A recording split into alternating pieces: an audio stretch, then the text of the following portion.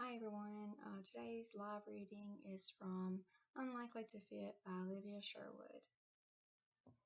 Be chapter 1. Ugh, for the love of everything holy, please get the damn donkey out of the middle of the road. Brecken Henderson stared at her watch for the fourth time in 30 seconds.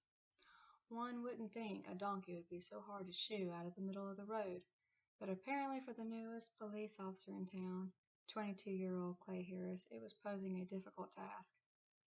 With a sigh, Brecken opened the door to her silver Cadillac SUV and exited the vehicle.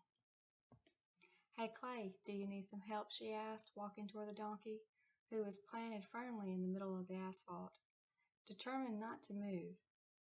What the jackass didn't know, however, was Brecken was running late for the third time this week.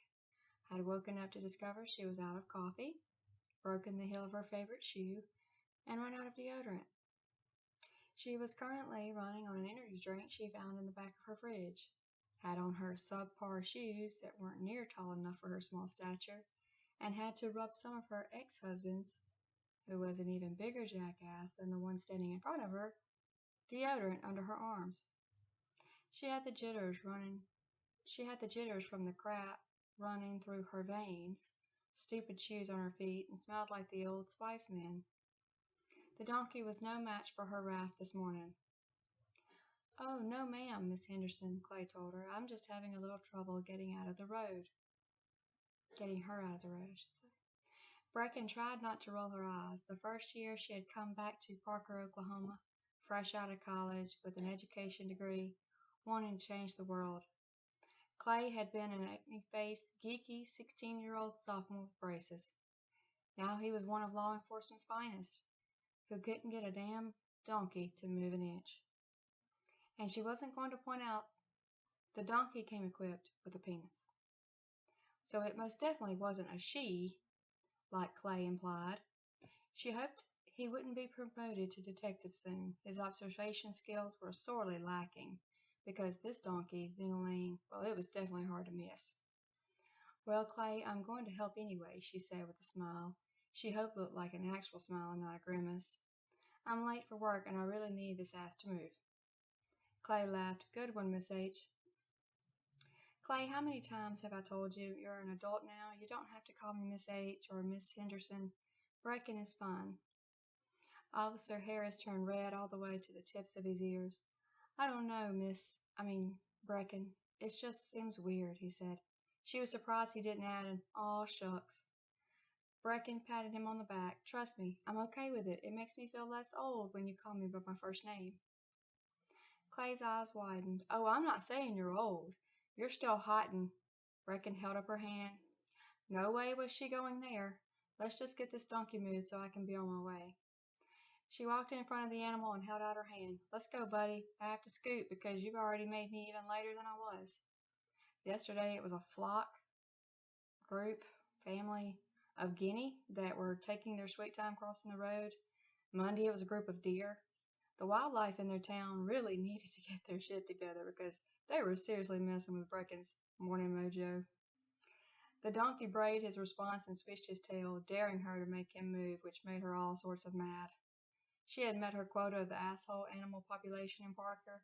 Stomping to the side of the road, she picked up a falling branch that the last storm had knocked out of a pecan tree before stomping back to the blasted animal. Brecken, what are you doing with that limb?" "I'll tell you what I'm doing, Clay," she said. "I'm getting this donkey to move." At her words, Brecken whacked the donkey on his butt, feeling a sense of accomplishment when he yelped out a startled bray and jumped out of the middle of the road and into the safety of the grass. Brecken dropped the stick and slapped her hands together. "And that's how you do it, Officer Harris," she said. "Now I have to get to work. You might knock on the door of the house back there. That's where June Adams lives, and I'm pretty sure this is her donkey. Just announce yourself as police before you knock. She has a tendency to answer the door wearing nothing but her underwear and a tank top, without a bra." Clay blanched, and Brecken could see his Adam's apple bob as he swallowed. "June Adams, 250-pound June Adams?" "That's the one," Brecken said.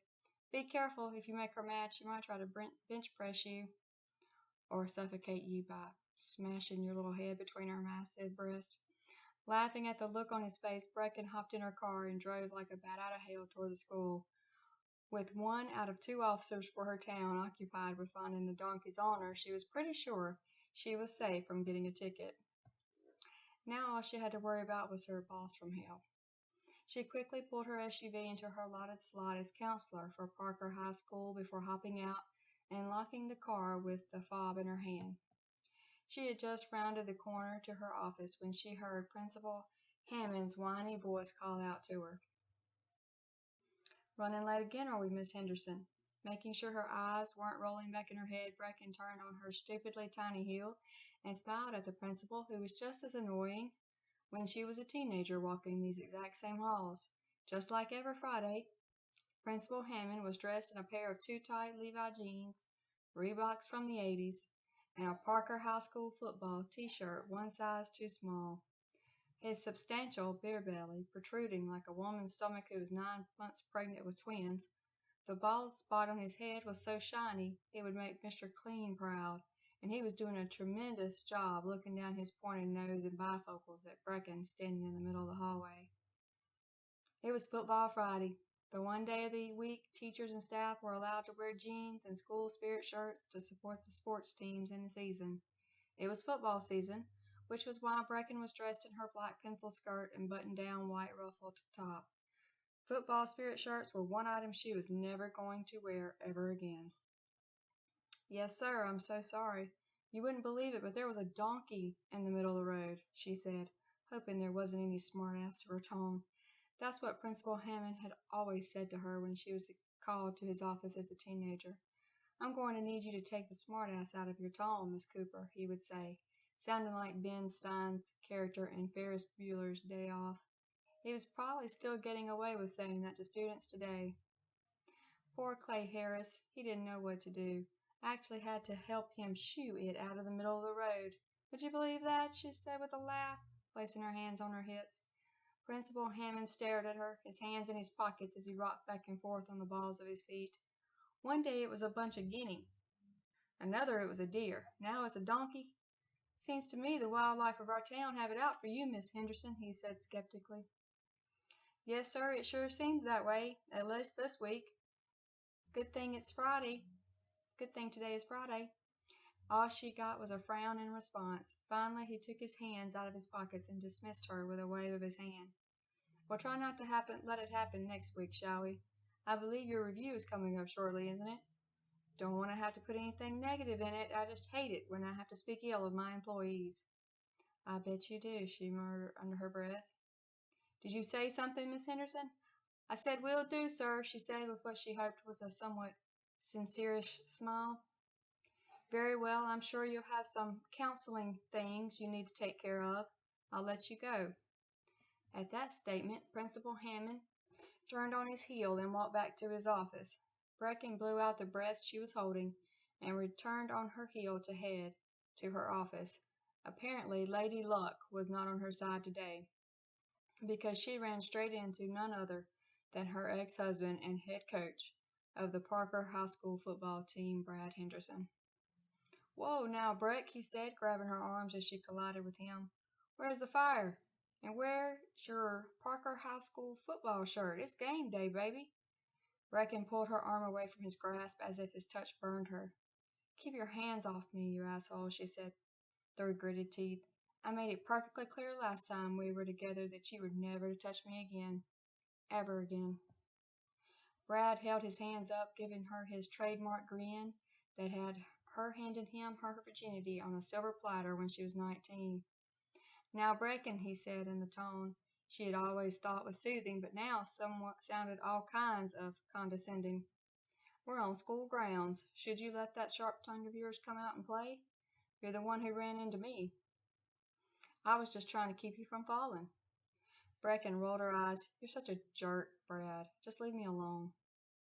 Apparently, it was Brad's day to play nice because he put on his concerned Brad face and asked softly, "How are you doing, Breck?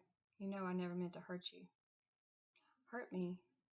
Hurt me? You humiliated me," she said through gritted teeth, "in front of the entire town. I never want anything to do with you. You promised forever, Brad. Instead, you left me for the sluttiest high school cheerleader on the squad the second she walked off the graduation stage. I was the laughingstock of Parker." "Now, you know that's not how things went down," Brad began, but Brecken held up her hand to stop him. "I've heard all the excuses, Brad. No need to waste your breath, because that's all they are, lame-ass excuses. Just do me a favor and never talk to me again." Brecken turned around and headed to her office. Once she was away from prying eyes, she plopped down in her chair, put her head on her desk, and tried to hold back the tears. Mornings, seriously, sucked. Griffin held back a sigh. "For the 100th time, Meemaw, I know you want to drive again, but Officer Matthews said you couldn't." "That old geezer," Meemaw Kelda said. "He's still holding it against me for the time I ran into his squad car backing up on Main after I ate at Sadie's." She was standing in front of her 1989. She was standing in front of his 1989 maroon Ford Bronco, her hands stuffed in a pair of hot pink velour sweatpants. Just yesterday, she had visited Cece at Jeanette's Curls and More salon for her weekly Thursday appointment. Her blue-gray curls were sitting in perfect ringlets on her head, and her bright red and rhinestone eyeglasses were hanging by a chain around her neck. An orange tabby cat, pimping sunglasses and a bandana, was emblazed on her bubblegum pink t-shirt, along with the words, "Check me out." But Griff's favorite part of her outfit were the sparkly gold keds on her feet. No one could say his Meemaw didn't know how to make a statement wherever she went. "It's not my fault the cattie's blind spot is as wide as Daisy Miller's fanny," she continued, making no move to get into his Bronco like he'd been asking for her to do for the last 15 minutes. Griffin tried not to grin. That wasn't the only grievance Chief of Police Dale Matthews had cited as a reason for taking away his Meemaw's license. She had driven down the wrong side of Main Street too many times to count. Meemaw not only backed into Dale's police car, but also Tom Arnett's shopping cart as he was crossing the parking lot at Swanson's Market. She was lucky she only hit Tom's cart and not him.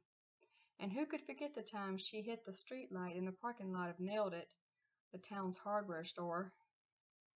In his mind, his Meemaw was lucky Dale just took away her license and didn't make her pay hundreds of dollars in tickets. At 89 years old, she was still pretty spry. Her spryness didn't transfer over to her driving.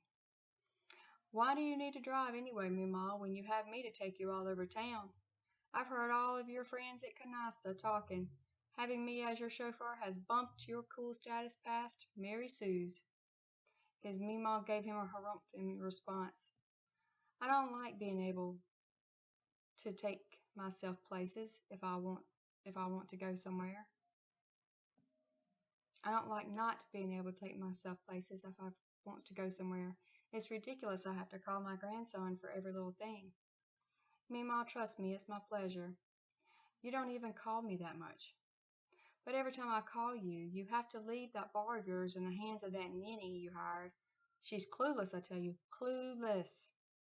Griff couldn't disagree. He had hired Megan because her resume said she had extensive bar experience behind a bar. Unfortunately, it didn't say her experience was subpar at best. She consistently messed up orders, didn't know the difference between a Bloody Mary and a Mai Tai, and she couldn't carry a tray of food across the bar without Griff holding his breath until she reached the table without dropping it. He hadn't let her go yet because, for one, she needed the job and he didn't have the heart to fire her. Two, he was still holding out hope that she would catch on sooner rather than later. And three, she was such a cute little thing that all the patrons, especially the ones of the male gender, didn't care how many times she messed up their order. In fact, since Griff had hired her, business had even increased. Apparently, all male patrons cared about is if they could look at her booty in a pair of Daisy Dukes. "Besides, I have Glenn in the kitchen to help her if she's in a bind," Griff replied. Glenn had been the cook in Sam's bar for as long as he could remember. He was the cook before Griff had taken over when he finally moved back to Parker. In fact, he had faith that Glenn would come to Megan's rescue if he saw her completely floundering. I still think you should hire more help, his meemaw muttered. Good help. You spend too much time at that bar. That's it for today, y'all.